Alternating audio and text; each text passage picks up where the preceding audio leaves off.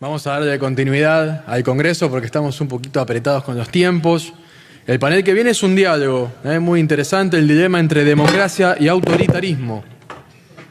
Ahí vamos ordenando un poquito el escenario y ya le damos paso al escritor y guionista Marcelo Birmacher. Le va a presentar Alejandro Bongiovanni, director de Políticas Públicas de Fundación Libertad. Bueno, ¿qué decir sobre este tema, no? Libertad u opresión, democracia o autoritarismo, las líneas divisorias de la actualidad, ¿no? Se sostiene hoy que la izquierda y la derecha son categorías caducas y perimidas que ya no sirven para describir adecuadamente la realidad, si es que alguna vez sirvieron. En este panel vamos a dialogar sobre este tema, sobre las situaciones dilemáticas en pleno siglo XXI. Hace poquito Marcelo ha escrito o ha sido entrevistado por el diario La Nación y ha dejado conceptos muy claros a ese respecto, así que sin más preámbulos vamos a arrancar con este panel. ¿Me traen uno más? Gracias. ¿Cómo estiraste, Mariano? Qué bien que lo hiciste. Bueno, muchas gracias. Vamos a tener un diálogo informal con un amigo a quien respeto y admiro mucho, a quien he leído mucho también, desde joven. Marcelo Birmacher, un gran escritor, tiene más de 30 libros escritos, traducidos a muchos idiomas. Es guionista también, ensayista. 2 veces ganaste el premio Conex.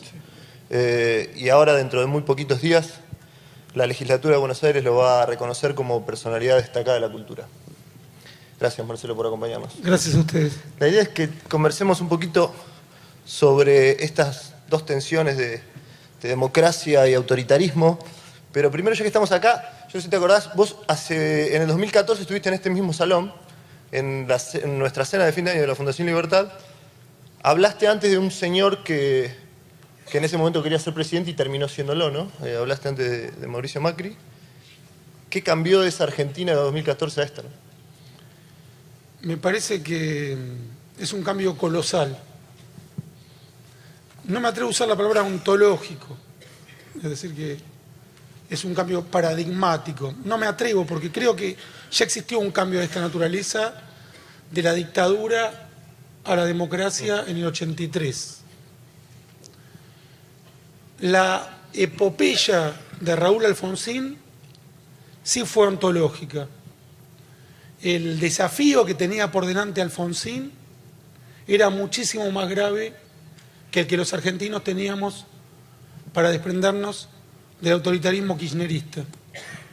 Sin embargo, el peso de ideas preconcebidas, entre comillas progresistas, que cargaba Alfonsín como un lastre y que llevaron en parte al desastre económico del 89, no lo cargamos hoy. Gracias a Alfonsín es menor el desafío que tuvimos que enfrentar contra el kirchnerismo. Pero a diferencia de Alfonsín, se han disipado muchos prejuicios, entre comillas progresistas, que por ese entonces entorpecieron su gestión. Creo que, comparado con ese 2014, es muy auspicioso que hoy la mayoría del pueblo argentino acepte el concepto de sacrificio, de trabajo más que de dádiva, como una necesidad para salir adelante como país. Nos volvemos a poner el país al hombro. No tratamos de subirnos a los hombros de una entidad innominada.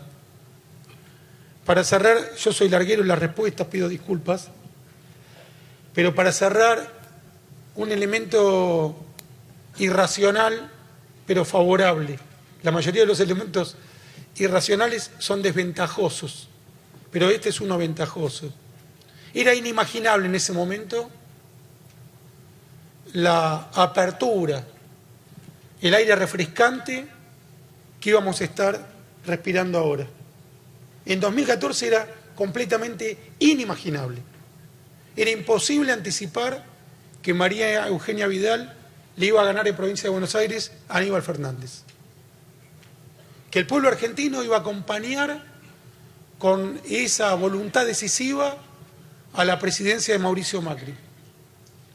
que el kirchnerismo se iba a esfumar como una anomalía, como bien lo describió uno de sus principales filósofos, principales del kirchnerismo, lo cual no quiere decir que sea un filósofo ni que sea principal, Ricardo Foster, una anomalía. Fue efectivamente una anomalía en la democracia argentina, un impedimento, un retraso, una regresión, pero no podíamos anticipar que íbamos a seguir el camino democrático, que es lento, que está cargado de incertidumbres, pero que es el camino de la libertad. No lo podíamos imaginar, por eso me congratulo. Mencionaste en algún momento, en varias notas periodísticas, que el destino de Cristina es hacer una suerte de fade out o de desvanecimiento similar al del expresidente Carlos Saúl Menem. Incluso un poco más rápido. Ajá. Menem tenía más convicción. Menem era menos hipócrita. Menem no aspiraba a dormir tranquilo. Decía lo que hacía y hacía lo que decía. Robaba, menos que los kirchneristas. Trataba de eludir la ley, menos que los kirchneristas. Pero no tenía la pretensión de mostrarle al mundo una conciencia limpia. No tenía la pretensión de ser filantrópico ni de estar trabajando para distribuir la riqueza. Cristina, en su vicio por mentir, en su insensatez, al exponer al mismo tiempo hechos que no tenían ninguna relación con sus palabras, va a durar menos, porque las sociedades pueden tomarse respiros del camino de la sensatez durante un par de años, pero no pueden subsistir si se mantienen en el delirio, en las quimeras, en las alquimias. Y Cristina era un camino delirante. Y en esta opinión pública que Walter recién hablaba de la volatilidad que tiene, ¿crees que la sociedad argentina va a demandar y va a querer sostener eventualmente a un expresidente preso? La sociedad argentina, y yo creo que todas las sociedades de Occidente, están sumergidas en el discurso izquierdista que ganó la hegemonía cultural. Aún cuando en la mayoría de los países latinoamericanos y de la Europa occidental hayan triunfado gobiernos liberales, la hegemonía cultural sigue siendo de izquierda. Cuando uno escucha las opiniones de líderes, e incluso de líderes religiosos, sobre el tema de la inmigración, de la distribución de la riqueza, del mercado, se sigue considerando pecaminoso el intercambio de mercancías, sigue prosperando en el debate público la hegemonía gramsciana, la hegemonía del progresismo en el debate cultural. Eso siempre es un peligro y permite el retorno de la insensatez. Ahora, nuestro presentador decía que yo dije en distintos reportajes, y lo escribió en una nota para Clarín en 2013, izquierda y derecha, categorías caducas. Este concepto de que ya no se puede distinguir el mundo, mucho menos la política, en izquierda y derecha, pareciera que empezó a ser vigente a partir de la caída del muro, si uno quiere. Pero en realidad, si uno estudia los clásicos del marxismo, al propio Marx, a León Trotsky, que se suponía que era un marxismo menos salvaje que el de Stalin, yo simplemente creo que no le tocó acceder al poder, que si hubiera accedido al poder hubiera sido tan salvaje como Stalin. Ya nos revela tanto Marx como Trotsky que nunca existió esa diferencia. Nunca se podía determinar con claridad qué eran izquierda y derecha. Demos dos ejemplos. Uno más cercano en el tiempo, Trotsky. En el año 1938, ya con Hitler en el poder hacía 5 o 6 años, ya con Mussolini en el poder hacía 16 años, la marcha sobre Roma, si no me equivoco, fue en 1922, dice que son equiparables las democracias liberales y el fascismo, que son peligros idénticos, que el mundo no tiene que optar por ninguna de esas dos categorías. La clase obrera, dice Trotsky, tiene que enfrentarse a esos dos monstruos, el fascismo y las democracias liberales. 1938. Faltaba solo un año para que Hitler invadiera Polonia y desatara la peor catástrofe que vivió la humanidad en toda su historia. La Segunda Guerra Mundial, que nos costó, no solo 55 millones de muertos, sino una concepción de la opresión, del oscurantismo, como modelo a seguir para la humanidad, que puso en jaque la supervivencia de la libertad como nunca había ocurrido hasta ese momento. Realmente fue la lucha entre la oscuridad y la libertad. Y Trotsky no tomaba partido por las democracias liberales, ni siquiera como un mal menor. ¿Cuál era la izquierda y cuál era la derecha? Trotsky era la izquierda y Churchill, que iba a literalmente salvar el mundo, era la derecha. ¿Qué significa izquierda y derecha? Si Trotsky, al equiparar a las democracias liberales con el fascismo, estaba obviamente favoreciendo al fascismo. Porque finalmente las democracias liberales tomaron la opción correcta, aliarse con Stalin para enfrentar a Hitler. Era la opción correcta, no era una postura pro-stalinista. Era que había de tener a literalmente un monstruo. Entonces, ya en el 38 no podemos distinguir con claridad. Y Marx escribe un libro en 1884, La cuestión judía, donde anticipa lo mismo que va a escribir Hitler en Mein Kampf. Los judíos como creadores del capital, una insensatez magistral, los judíos como creadores del capital y metafóricamente como símbolo de todo lo que es malo en el planeta.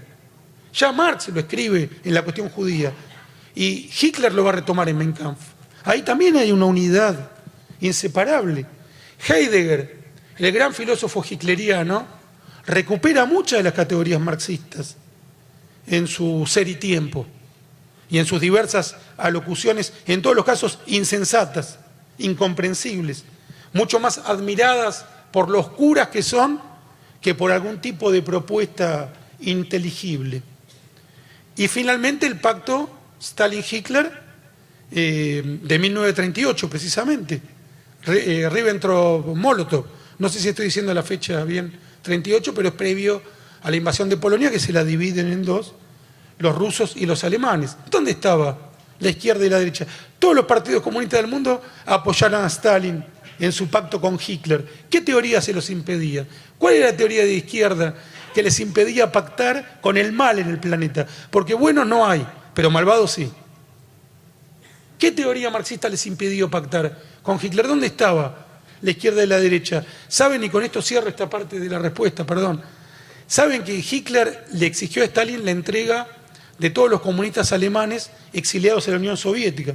Y se los entregó atados de pies y manos, incluyendo la novia de Kafka, Milena, que fue asesinada por los hitlerianos.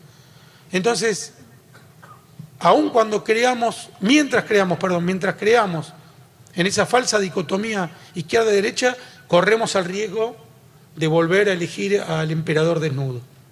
Ahora, esa falsa dicotomía, como bien señalás, imperó durante mucho tiempo en las últimas décadas, te atravesó generacionalmente.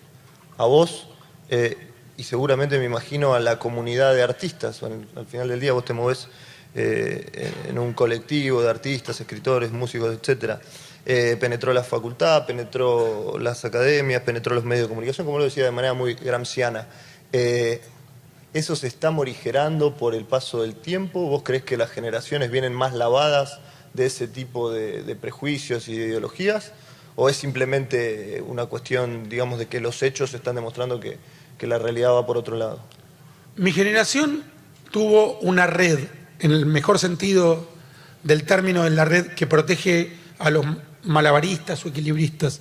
Tuvo una bendición, que fue la presidencia de Raúl Alfonsín, en el sentido de eliminar todo proselitismo de violencia política, todo tipo de encanto por la violencia política. Es decir, que podíamos ser de izquierda, podíamos ser profundamente estúpidos, sin que eso nos llevara a la muerte ni a matar.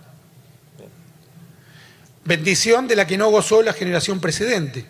Cuando uno estudia la historia de los 70, Y puede ver caso por caso la cantidad de muertes, secuestros y suicidios por nada cometidos por integrantes de la clase media y alta, por gente que no tenía ningún derecho a llamarse desesperada, ni que no tenía ninguna otra necesidad que no fuera la de trabajar y estudiar, cosa que podían hacer perfectamente.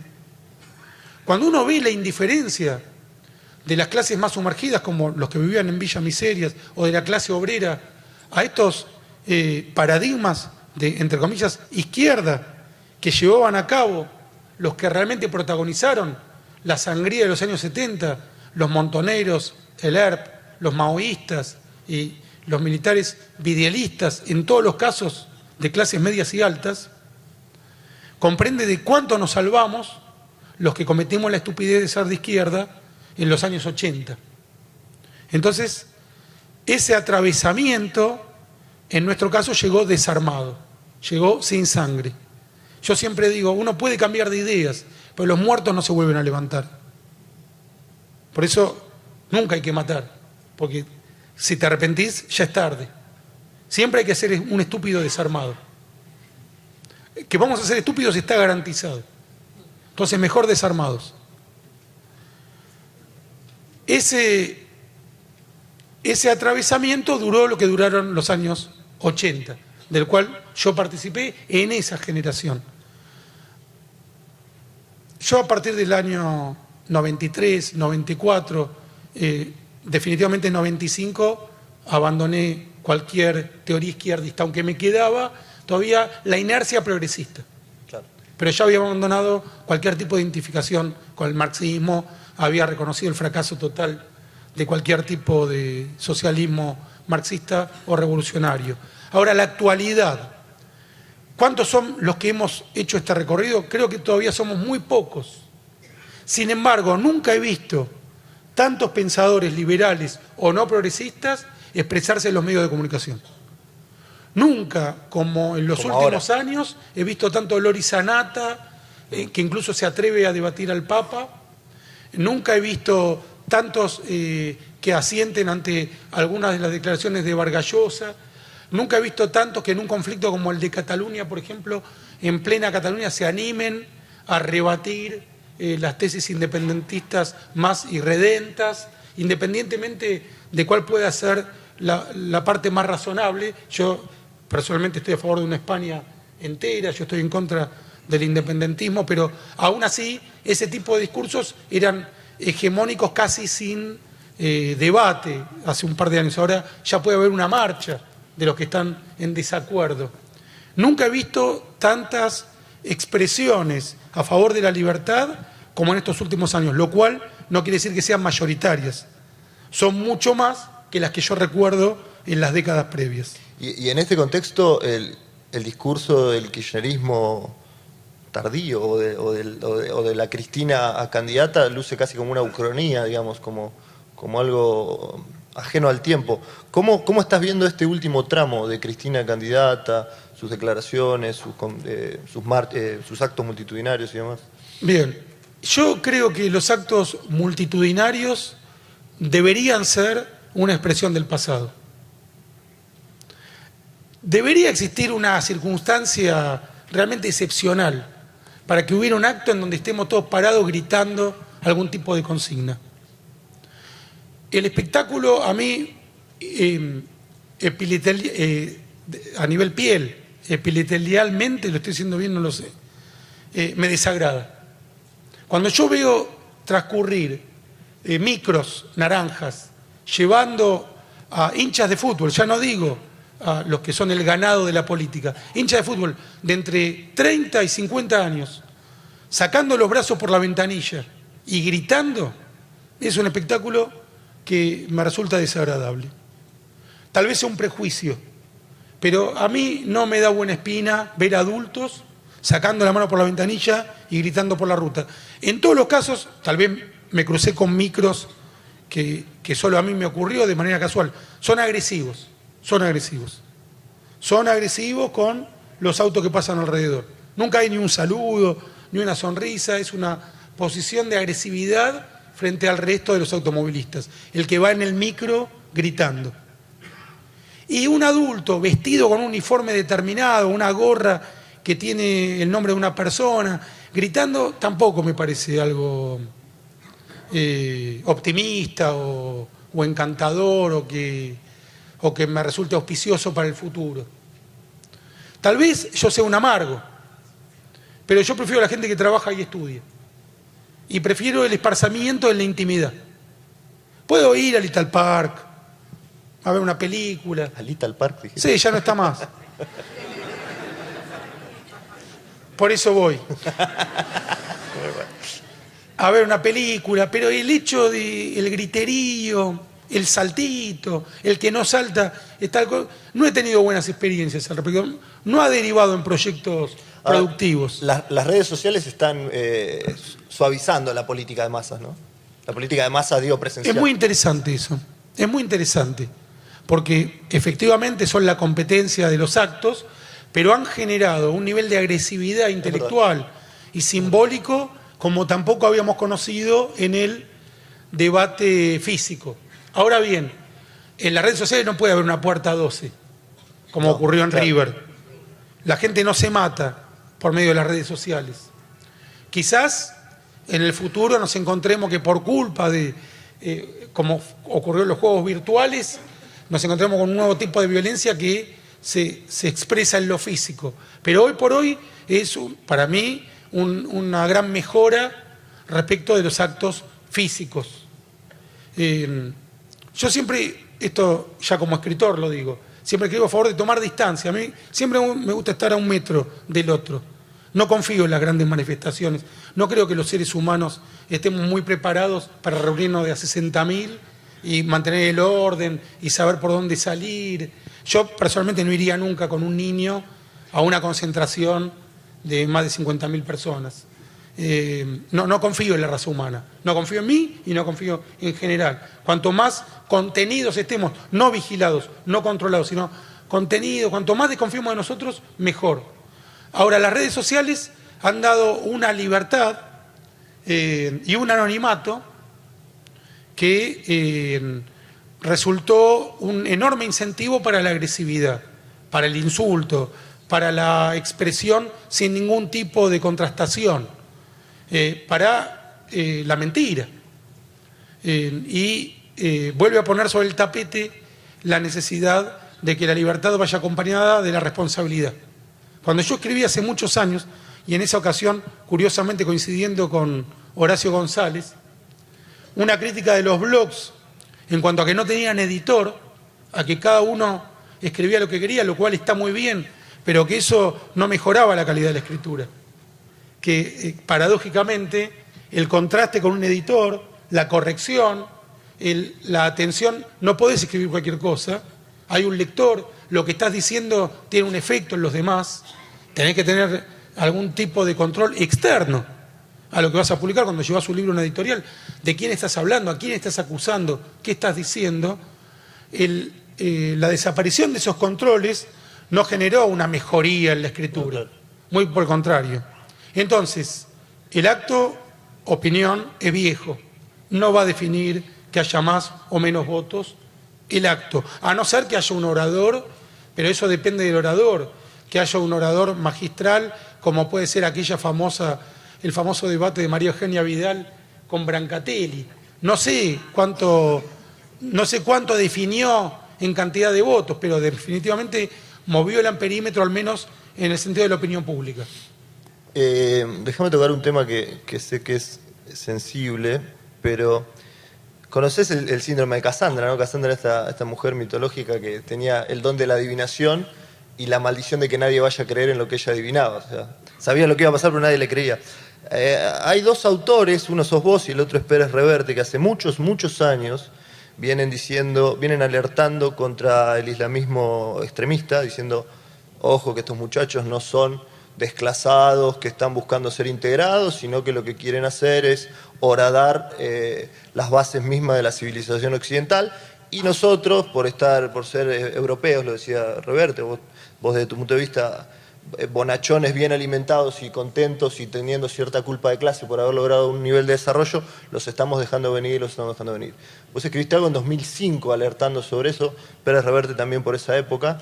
Me gustaría alguna palabrita sobre eso, porque me parece creo que es el tema preocupante en el mundo, en tantas buenas noticias que tiene el mundo, digamos. Muy bien definido, es el islamismo radical, que no equivale al islam, es el islamismo.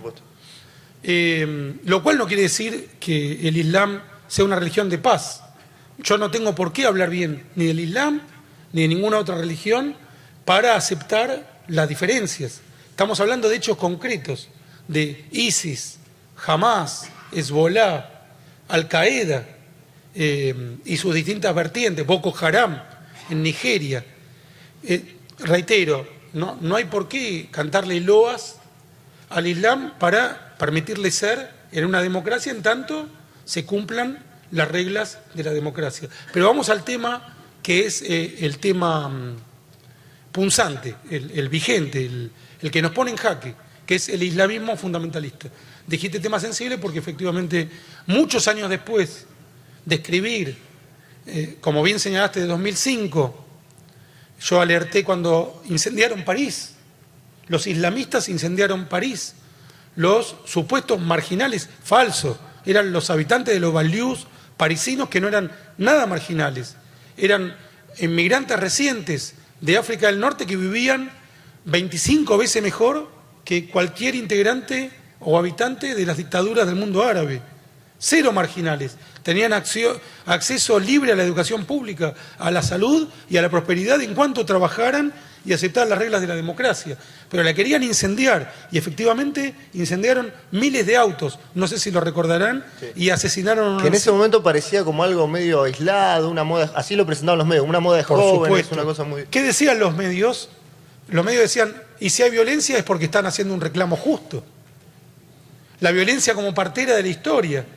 Hasta el día de hoy los periodistas, siempre que hay violencia, no llaman a, en primer lugar, eliminar la violencia, sino cuál es el reclamo justo. Lo mismo ocurrió con la toma de colegios. En lugar de decir, vos no podés tomar un colegio bajo ningún concepto, hay que escuchar, no, vamos a escuchar al que habla, no al que violenta. El verbo escuchar deviene de alguien que está hablando, no de alguien que me está quemando. Bien, desde 2005 por lo menos, y en artículos e incluso libros de 2001, yo venía alertando sobre el fundamentalismo islámico. Porque muchos periodistas, luego de la tragedia que yo sufrí, que parece una paradoja siniestra, que asesinaron a mi hermano en Israel, los fundamentalistas islámicos, me dijeron, entonces usted reaccionó. No, yo lo venía anticipando de antes. Una casualidad siniestra, que no es una casualidad, es que estamos enfrentando a ese movimiento criminal, hizo que me tocara a mí, como nos tocó a muchos perder parientes en la Segunda Guerra Mundial por la Shoah o a quienes lucharon en la Segunda Guerra Mundial. Mi hermano era un judío practicante que vivía en Israel. Entonces, los fundamentalistas islámicos tienen entre sus prioridades exterminar al pueblo judío, atacaron a mi hermano. Pero también en la Argentina pusieron una bomba en la Embajada de Israel y otra bomba en el 94 en la AMIA y mataron argentinos que no estaban vestidos de judíos practicantes. Están en contra de la civilización occidental. En lo que tiene de mejor la civilización occidental, la igualdad entre el hombre y la mujer, la libertad de circulación, la libertad de expresión, la horizontalidad entre personas distintas, el diálogo entre padres e hijos. Ellos, los fundamentalistas islámicos, la República Islámica de Irán, Hezbollah, Hamas en Gaza, la Autoridad Palestina en Cisjordania, quieren el dominio de los más poderosos sobre los más débiles de manera feudal, del siglo VI, de la creación del Corán con Mahoma, que en esa época todas las religiones eran fundamentalistas, pero lo quieren mantener en la actualidad. La lapidación y asesinato de las mujeres por crímenes de honor, la extinción de cualquier idea diferente, la anulación de la libertad de expresión. No es propaganda lo que estoy diciendo, está extraído de sus declamaciones, de sus libros, de sus expresiones que Occidente se niega a escuchar. Quieren inventarles lo que dicen, cuando lo están diciendo con toda claridad. El debate inmigratorio, los refugiados sirios que huyen de Siria, a ningún líder europeo se le ocurrió por qué no son aceptados en ningún país del mundo árabe. ¿Y por qué se le reclama a Europa, que es un continente no solo de una cultura, sino de un sistema funcional absolutamente distinto del que pretenden los refugiados, lo que no se le reclama al mundo árabe? ¿Por qué los líderes religiosos no le reclaman la filantropía que le reclaman a Europa al mundo árabe, que es de donde deviene la tragedia, el que está generando la tragedia? ¿Por qué no le reclaman al mundo árabe la solución a la tragedia que ellos mismos generan, que sería mucho más humanitario que esta insensatez criminal de entrar a Europa personas que están completamente en contra, en su mayoría, del modo de convivencia europeo? En Uruguay, la decena de refugiados sirios que entró se instaló en una plaza uruguaya a reclamar que los enviaran a otra parte, porque fueron apresados por pegarles a sus mujeres y por negarse a enviar a sus hijos a la escuela. No es un prejuicio, no es una invención. Googleen en los diarios uruguayos. Les querían pegar a sus mujeres, les reclamaban al gobierno uruguayo que les permitieran pegarles a las mujeres. El famoso pensador humanitario Mujica le compró al Uruguay un problema que no le había exigido a nadie que se lo compre. Todavía están tratando de ver a dónde se van los refugiados sirios, ni hablar en Europa. El New York Times, que es un diario absolutamente progresista, ustedes van a pensar que yo soy un exagerado, pero el New York Times en política internacional es un diario bastante de izquierda, entrevistó a una gran cantidad de refugiados sirios en distintas notas al respecto. Todos los entrevistados mantenían la ideología del fundamentalismo islámico, tanto en su exilio, en su éxodo, en cómo golpeaban a las mujeres, el proxenetismo, los temores que tenían respecto de las democracias europeas, como en su odio a los judíos. No consideraban con simpatía el hecho de que cuando iban a ir a escuelas europeas les iban a enseñar la Segunda Guerra Mundial, claro, desde el punto de vista de que Hitler había sido el mal. Uno puede decir, ¿son todos así? Todos los que entrevistó el New York Times sí, son así. Todos los que el New York Times entrevistó. Que no es un diario tendencioso en el aspecto de dejar mal parados a los fundamentalistas islámicos. Marcelo, me están haciendo señas de cruces que tenemos que ir redondeando, pero hablaste de la violencia como partera de la historia, estamos en Rosario. Que por supuesto no es, la partera de la historia es la creatividad, no la violencia. Sí. La violencia es la partera de la violencia. Pero acá tenemos un protagonista de la violencia como partera de la historia y vos querías compartir un fragmento que escribiste sobre el señor Ernesto Guevara de la Serna. Y me parece lo tengo en mi mochila. Entonces ya está. Entonces quedó. No tenemos tiempo. Bueno, pero lo digo brevemente. Resumilo brevemente porque tenemos que cerrar. Lo pueden encontrar todos en Google y se llama La Remera del Che. La Remera del Che.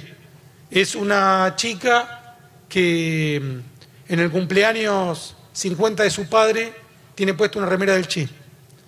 Y el padre le dice, este señor mató mucha gente, pero no te puede mostrar ningún resultado luego de todas esas muertes. El país en el que él tomó el poder está mucho peor que todos los países que lo rodean, e incluso peor que cuando estaba Batista. Cuba está peor que cuando estaba Batista. De eso no hay ninguna duda.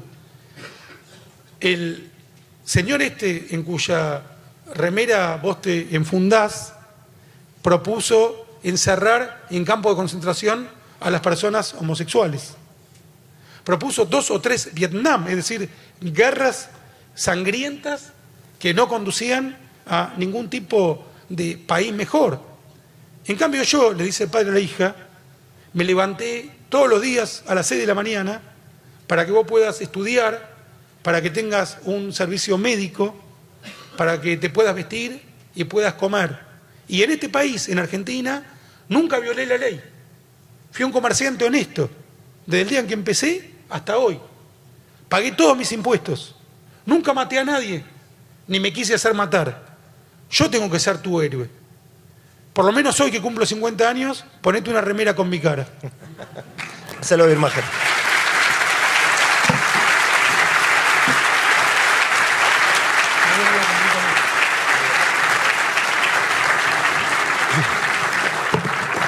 Con este interesante diálogo terminamos el primer tramo de la mañana en el Salón Contiguo.